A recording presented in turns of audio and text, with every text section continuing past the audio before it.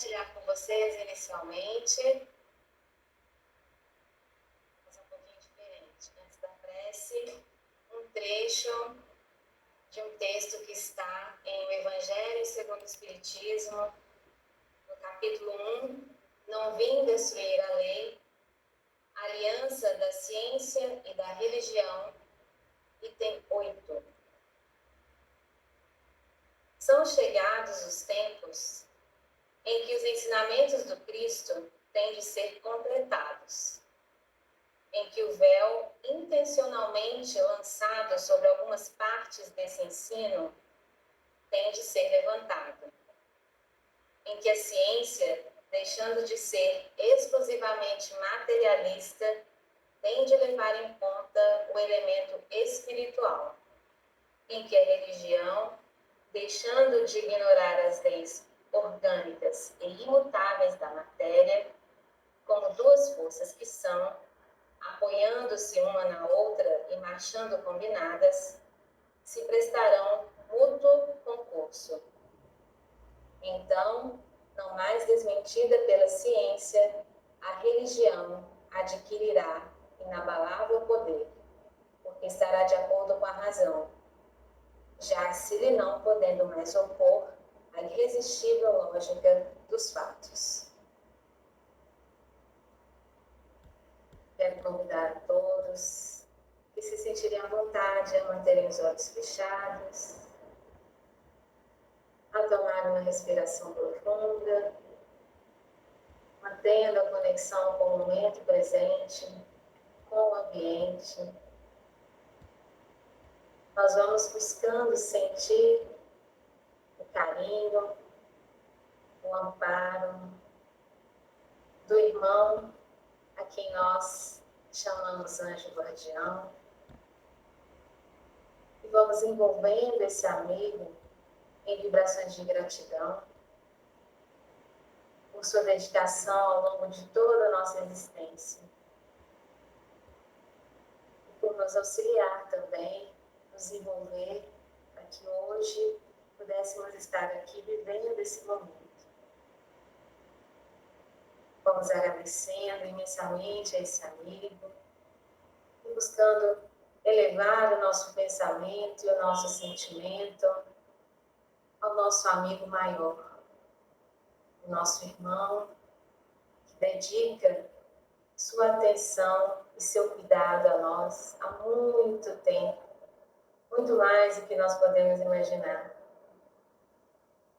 O nosso Mestre Jesus.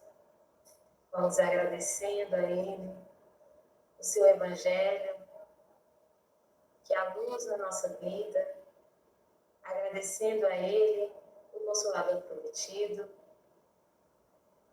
e vamos pedindo a esse irmão cuidadoso, amoroso, que nos conduza mais uma vez à presença do Senhor da vida. E a Ele, humildemente, nós ofertamos, de joelhos em espírito, a prece que aprendemos com Jesus. Pai nosso, que estais nos céus, santificado seja o vosso nome. Venha a nós o vosso reino, seja feita a vossa vontade, assim na terra como no céu. O pão nosso de cada dia dá-nos hoje. Perdoa, Pai, nossas ofensas, assim como nós perdoamos a quem nos tem ofendido. Não nos deixeis cair em tentações e livra-nos de todos os males. Que assim seja. Que a paz de Jesus seja conosco mais uma vez nesse domingo. Hoje nós vamos conversar sobre o tema Não vim destruir a lei, que dá o título, ao capítulo desse texto que eu compartilhei com vocês no início desse nosso encontro aqui. Nós vamos falar também um pouquinho sobre mudança. Mudar costuma ser um desafio para muita gente, porque causa desconforto. Há quem goste dos desafios, né? E há quem prefere a zona de conforto. A zona de conforto seria aquele cantinho da nossa mente, da nossa cabeça, onde nós já processamos e assimilamos muitas coisas, e aí fazemos tudo naquele modo automático, que a gente chama de automático, porque as coisas já estão bem assimiladas por nós mesmos, então nós repetimos processos. Por exemplo, seguimos sempre a mesma rota para o trabalho, comemos sempre as mesmas coisas no café da manhã, dormimos sempre do mesmo lado da cama, assistimos os mesmos programas, as mesmas séries. Claro, isso também é rotina. E rotina é necessária para o nosso equilíbrio. Ela faz parte da nossa vida, ela é necessária, mas há momentos em que a gente precisa estabelecer hábitos diferentes, se nós temos propósitos diferentes. Então, vamos supor que eu deseje explorar um novo campo de conhecimento diferente da minha área de trabalho, e para isso eu decida que eu vou cursar uma universidade. E aí eu vou ter que fazer modificações na minha rotina. Por exemplo, talvez eu não consiga mais tomar um café da manhã em casa. Talvez eu tenha que trocar a rota para ir para o trabalho, ou eu tenho que investir mais tempo e mais dinheiro para fazer essa atividade. Tenho que adquirir o hábito de controlar as minhas finanças. Então, eu estarei fazendo escolhas. E um dia eu escutei que quando nós escolhemos algumas coisas, acabamos eliminando outras. E é assustador fazer escolhas, tomar decisões. Algumas vezes pode ser assustador. Mas o que é mais contraditório na nossa existência é que estamos fazendo escolhas o tempo inteiro. Não podemos escapar disso, é um fato. Fazemos escolhas o tempo inteiro. E aqui eu quero colocar a primeira reflexão para vocês, para nós. Obviamente, tudo que eu estou dizendo cabe a mim também. Como é que você se sente quando precisa tomar uma decisão em qualquer aspecto da sua vida e sabe que isso vai te causar um grande incômodo? Ou vai incomodar muito outras pessoas?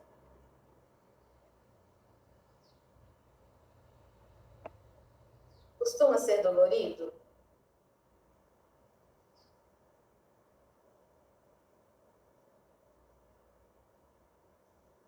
Mas a gente pode ficar tranquilo porque todo mundo é ser humano.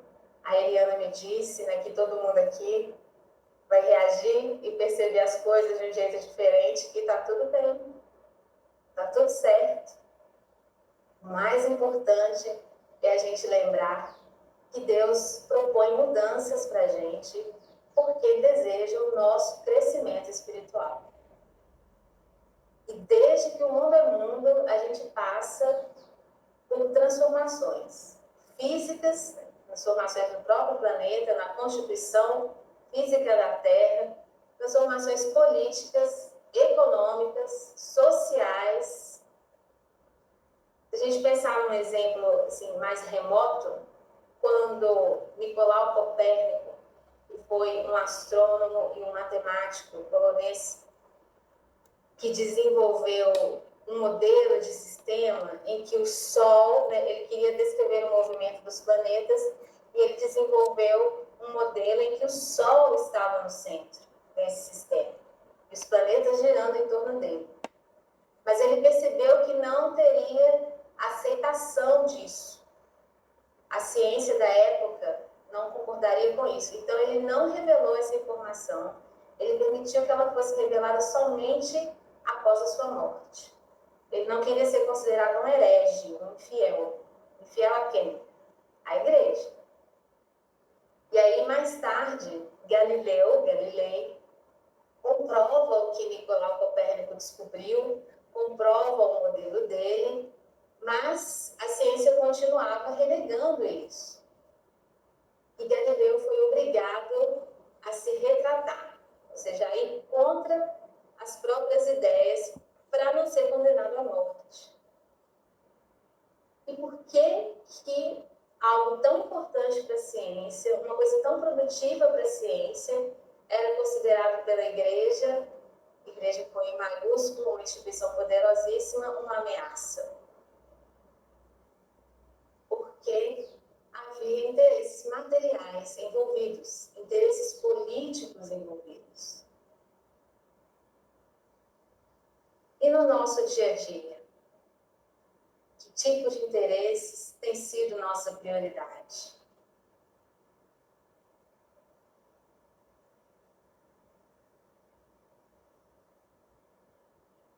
E aí, quando Jesus vem e diz, eu não vim destruir a lei, o que ele estava dizendo?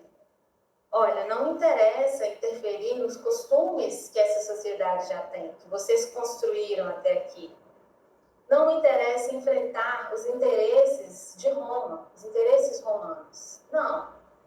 Eu vim falar de melhorias. Eu quero acrescentar.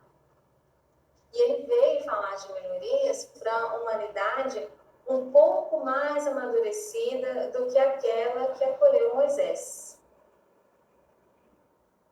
A espiritualidade não trabalha com improviso. É tudo planejado com fundamento nas diretrizes do Senhor da vida. Então não existe improviso para a espiritualidade. Não havia um plano. Primeiro veio Moisés. E ele recebeu uma revelação, que foram os mandamentos. Então, Moisés e os mandamentos, primeira revelação. E aí, tudo que Moisés fez para organizar aquela sociedade, ele fez para preparar aquele povo, aquela coletividade que ainda era bastante embrutecida. E aí vem Jesus, ele mesmo, uma revelação, a segunda revelação. E aí ele conseguia, depois de inúmeros processos, ele conseguia nos educar falando através das parábolas. E aí ele contava histórias para as pessoas que refletiam os costumes delas, os hábitos, a maneira de viver. As próprias histórias refletiam isso. E aí levavam as pessoas a se questionar. Ele não esperava desfazer o trabalho de anos que já tinha sido feito, pelo contrário, ele queria acrescentar. Naquele trabalho de anos que foi feito, permitiu que as pessoas pudessem recebê-lo naquele momento e ouvi-lo já mais amadurecidas um pouco.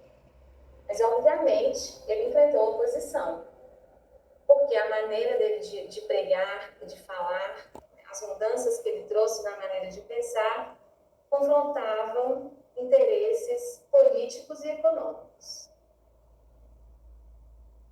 E a terceira revelação, que é a própria doutrina espírita, que é o Consolador prometido por Jesus, também não veio destruir nenhuma lei. Pelo contrário, veio para unir, para somar virtudes, para subtrair vícios, para atenuar defeitos. E aí cada um de nós precisa lapidar, né, dentro de nós mesmos, nos nossos corações, esse diamante que está escondido em volta de uma casca bem grossa, digamos assim.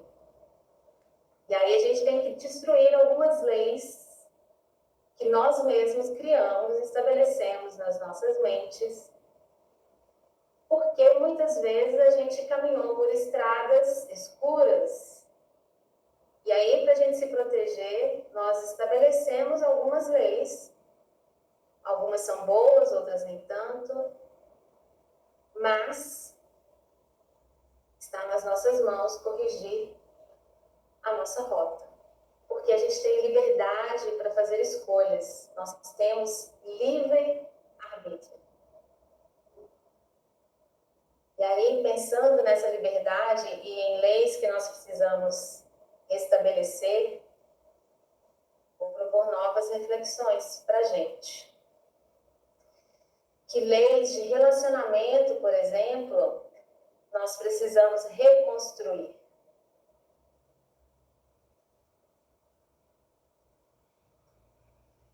Que leis de alto amor precisamos restabelecer.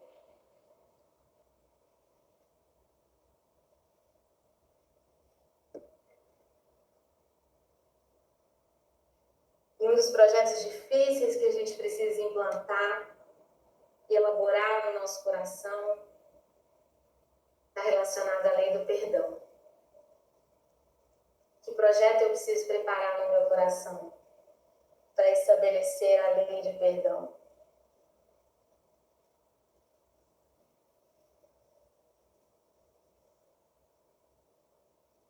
E como é que eu faço para divulgar a lei da caridade?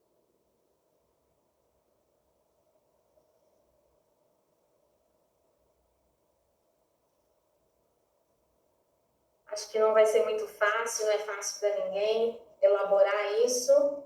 Ou melhor, para a razão às vezes é fácil, mas o sentimento exige de nós ainda, no nosso estágio de evolução, o sentimento ainda nos dá um trabalho, viver o sentimento.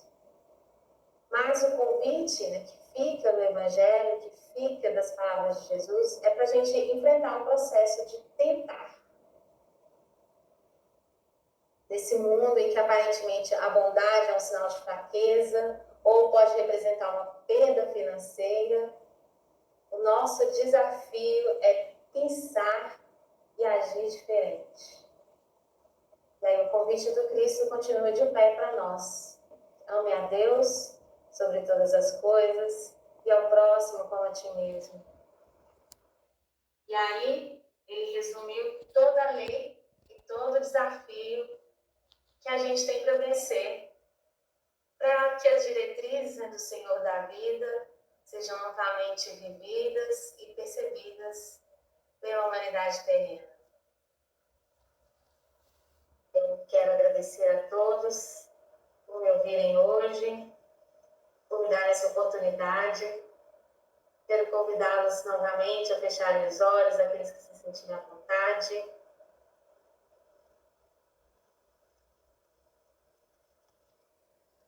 Nós desejamos agradecer a Deus pelo dia que amanheceu para cada um hoje, para cada um de nós.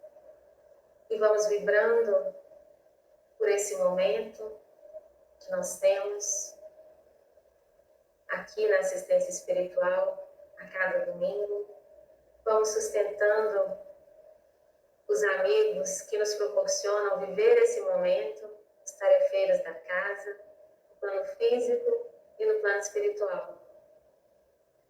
Vamos vibrando muito amor e muita luz aos nossos lares, aos nossos familiares, vibrando e sustentando o contorno virtual desta casa, agradecendo aos amigos da espiritualidade que nos amparam nesse momento. Vamos vibrando pelos tratamentos, mantendo a nossa conexão com esse momento, para que a espiritualidade possa agir nos nossos tratamentos, encontrando corações abertos. Vamos vibrando pela paz no nosso planeta, vibrando muita luz, muito amor para os locais onde há conflitos, por questões políticas e econômicas. Vamos vibrando muito amor por nós mesmos e deixando vibrações de luz, de esperança, de perseverança no bem, que possam ser levadas aonde houver maior necessidade. Graças a Deus. Muito obrigada a todos.